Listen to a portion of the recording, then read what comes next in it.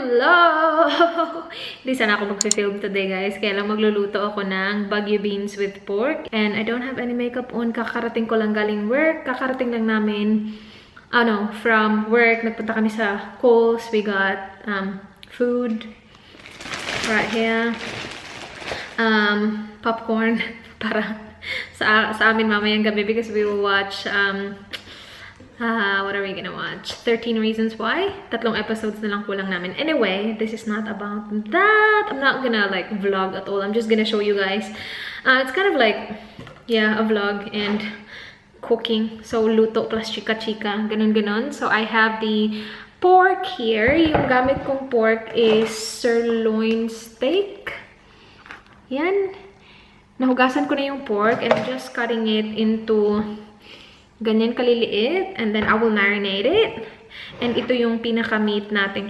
Pinaka-meat sa ating, what do you call that? Baguio beans. So, ito, ikakat ko lang siya because we will go to the gym. So, while nasa gym kami, at least nagmamarinate yung pork ko, diba? Para yummers. So, ganito lang kaliit yung akin. Depende na sa inyo kung ano yung gusto nyo. So, ikakat ko lang siyang ganyan. So, sa isang ganito, $6.52 kasi naka-sale siya. Tapos, meron na siyang tatlong ganito kaliliit na slice. And enough na to para sa meat. Kasi yung Baguio beans, hindi naman siya supposedly like super meaty. Ano lang to, sahog lang to. Yung ano talaga sa kanya, yung main ingredient is yung Baguio beans. So, yeah, isa to sa mga go-to na niluluto ko, guys, nung nasa Pilipinas pa ako. Kasi ito lang yung feeling ko okay yung lasa.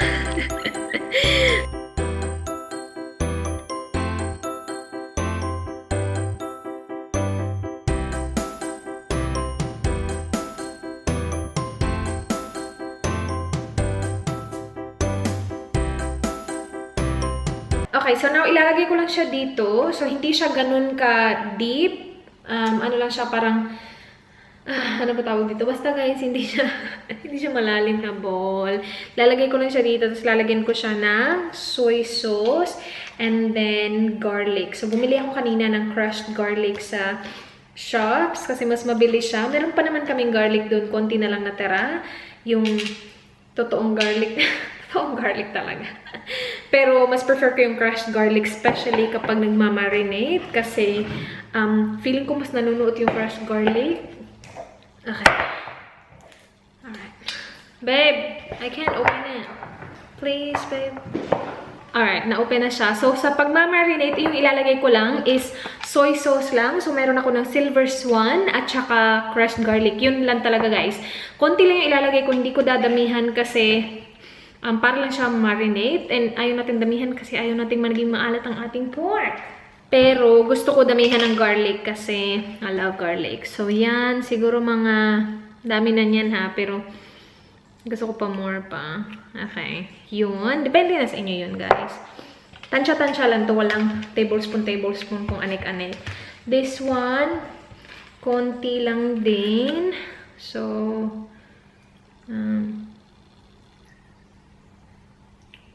siguro mga, ilan ba yun? Siguro mga 2 tablespoon yun, no? Hindi. Mga 1 tablespoon lang siguro yun. Tapos, yeah, I think 1 tablespoon lang siya, guys. And then, imimix ko lang siya. Okay, so tingnan nyo to, guys. Konti lang yung nilagay ko na soy sauce. So, nanuot siya agad sa pork. And it smells really good dahil sa garlic din. So, tingnan nyo yung garlic. Kasi crushed yung garlic. Nanunuot din siya dun sa meat. So, oh my gosh, naglalaway na ako. Hilaw pa to, besh! Huwag kang maglaway sa hilaw na karne. Ano na.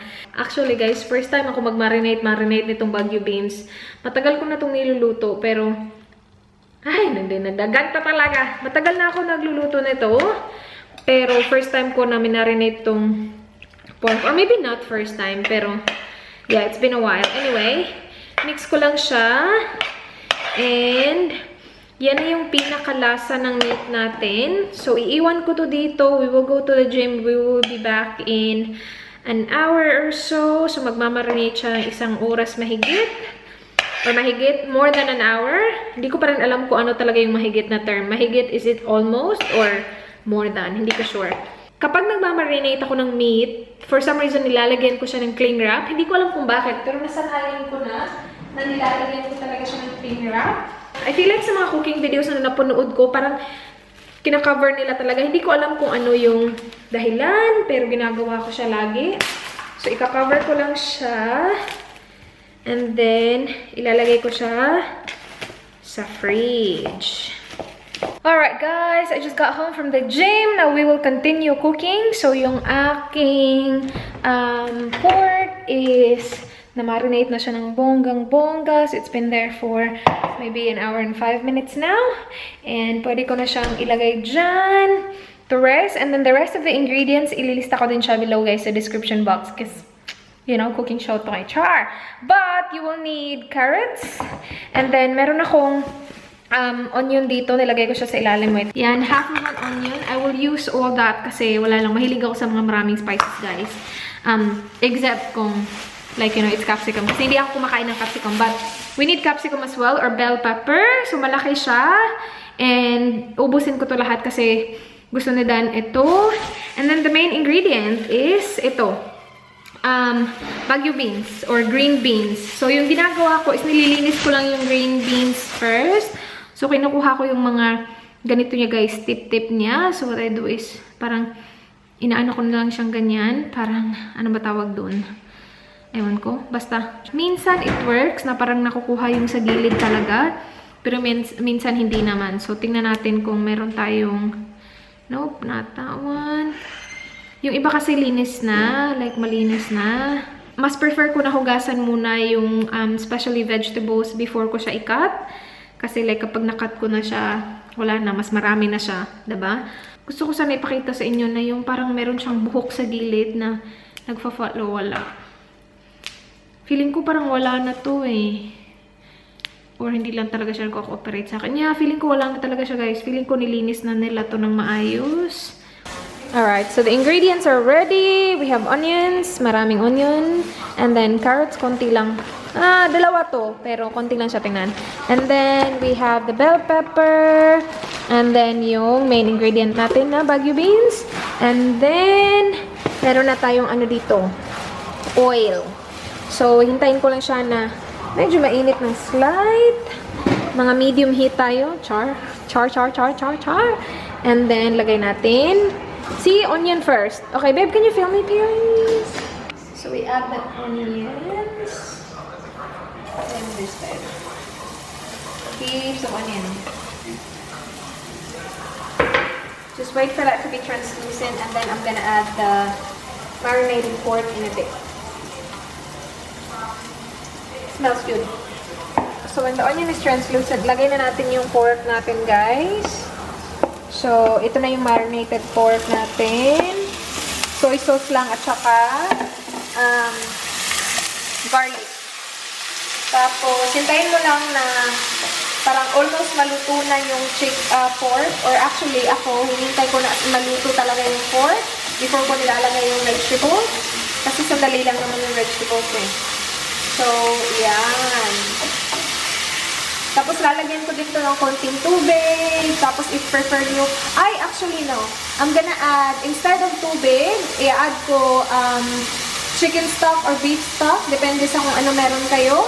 Pwede din naman tubig lang. But, and then, lagyan nyo lang ng mga seasoning. Pero, mas malasa kasi kapag beef stock or chicken stock nilalagay. So, depende sa kung anong meron tayo. What do we have there? Do we have... Oh, chicken. We have chicken stock. Perfect. So, maglalagay ako ng konti lang mamaya. Hintayin ko muna na medyo maluto or ma-brown ng konti yung pork. Okay, so kapag ganyan na yung itsura niya, guys, naluto na siya tingnan. Wala na siyang pink-pink. Pwede nyo na ilagay yung stock nyo. So, meron kaming beef stock. Yung chicken stock na pinakita ko kanina, expired na pala. So, we will use that. Konti lang naman kailangan. Especially kapag ayaw nyo ng may sabaw, yung sarsa lang, yan, okay na yan. Pero kung gusto nyo may sabaw ng konti, like ako gusto ko may sabaw ng konti lang naman. So, ito nilalagay ko. konti lang. Mga ganyan siguro. We will start with that. Ito, tansya-tansya lang yung akin, guys. So, don't judge me, please. Yan. Ang yummers na nito. Tingnan. Parang gusto kong nakainin yung baboy, ah. Okay, so now, tingnan nyo to, guys. Kapag ganyan na siya, parang nagbo-boil na yung sabaw, ilalagay ko na yung green beans at saka capsicum or bell pepper. So, inuuna ko silang dalawa kasi gusto ko yung beans ko hindi masyadong matigas. And the capsicum as well, I like it cold. Kahit na hindi ko naman siya kinakain. Si Dad naman kumakain ng capsicum, but yeah, I don't know. I don't like it really raw. So, I'll just do it like that. But it's up to you. Some people like it like really colorful. Kasi kapag tinatagalin mo siya dito, parang nag-iba yung kulay niya, hindi na siya ganun ka-colorful. Pero okay lang din naman, masarap pa din naman. Yeah, so that's that. And then, maya-maya lang ilalagay ko na yung carrot. So, yeah, and then, yeah, yun na. Hintayin ko lang na okay na sa'yo yung parang consistency ng gulay mo. And then, yan na, titikman mo na siya mamaya. Hindi na ako nag-asin or pepper kasi yung ano ko nga, yung sabaw ko, ano naman siya, beef stock. So, and yung apoy ko is low kasi ano na siya, vegetable na siya. Luto na kasi yung ano natin, pork natin. So, vegetable na lang yung lulutuin natin. So, ngayon, add ko na yung carrots.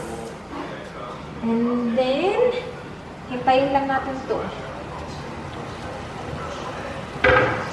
Are you excited by it?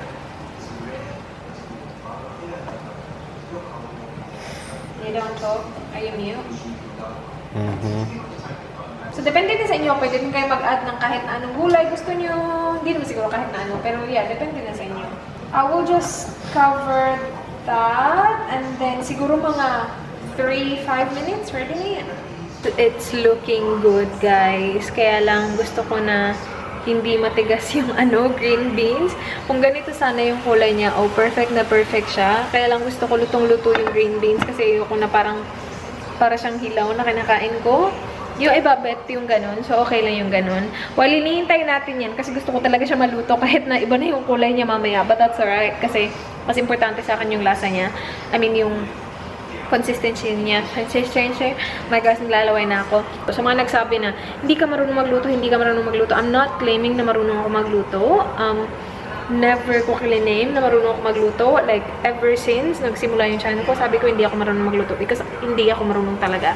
But this is the ulam na confident ako lutuin kasi para sa akin, like, okay siya. Okay siya para sa akin.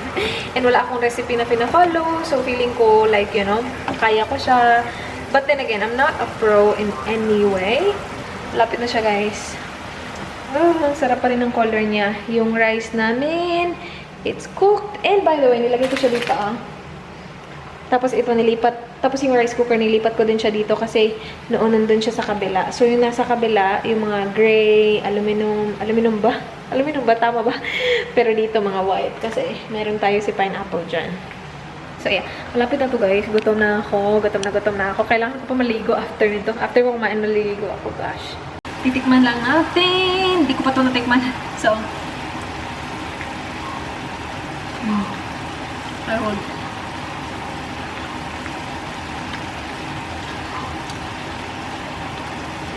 Yum. Okay. That's good, guys. Yummers. Titikman ko lang yung gulay kung okay na ba yung ano niya.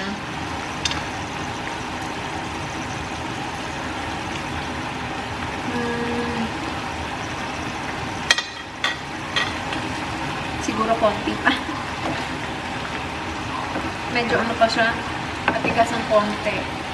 Actually, okay lang naman siya. Okay, that's it.